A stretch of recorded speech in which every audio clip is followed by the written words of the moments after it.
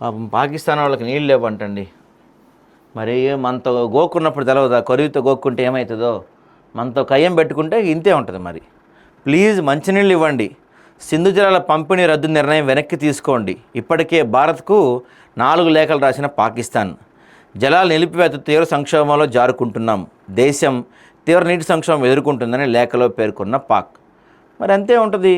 తాగేందుకు నీళ్ళు ఇవ్వండి అంటూ పాకిస్తాన్ భారత్ ప్రదక్షిణాలు చేస్తుంది. అడగాల్సిందిగా చైనాని, టర్కీని, మీకు డ్రోన్లు ఇచ్చిందిగా టర్కీని మీకు ఈ మిసైల్స్ యుద్ధాలు ఇవన్నీ యుద్ధ సామాగ్రి మొత్తం అమ్ముతుందిగా చైనాని, ఈ అజర్బైజాన్ లాంటి కొన్ని కంట్రీస్ని వాళ్ళని అడిగేది ఉండేగా, మాకు నీళ్ళు ఇవ్వండి అని తెచ్చి పోసేవాళ్ళు మేము ఎత్తిన.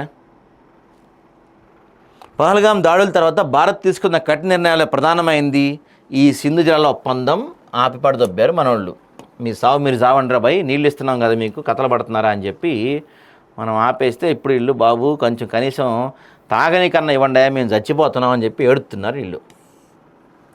సో ఈ నిర్ణయంతో పాకిస్తాన్ అతలాకుతలమవుతుంది. చివరకు తాగునీటి కోసం కూడా ఆ దేశ ప్రజలు అల్లాడుతున్న పరిస్థితి నెలకొంది.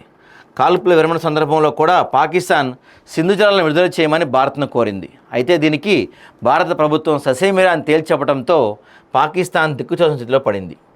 పాకిస్తాన్పై ప్రతీకార చర్యలో భాగంగానే భారత్ సింధు జలాలు నిలిపివేసిన నేపథ్యంలో ఎట్టి పరిస్థితుల్లో నీటిని విడుదల చేయమని గతంలో కూడా మోడీ పలు సందర్భాలు తేల్చెప్పారు. అయితే ఇప్పుడు పాకిస్తాన్ తీవ్రమైన గడ్డుకాలం ఎదుర్కొంటుంది. ఈ సందర్భంలోనే తమకు సింధు జలాలు విడుదల చేయాలని ఇప్పటికే భారత్కు పాకిస్తాన్ 4 లేఖలు రాసింది.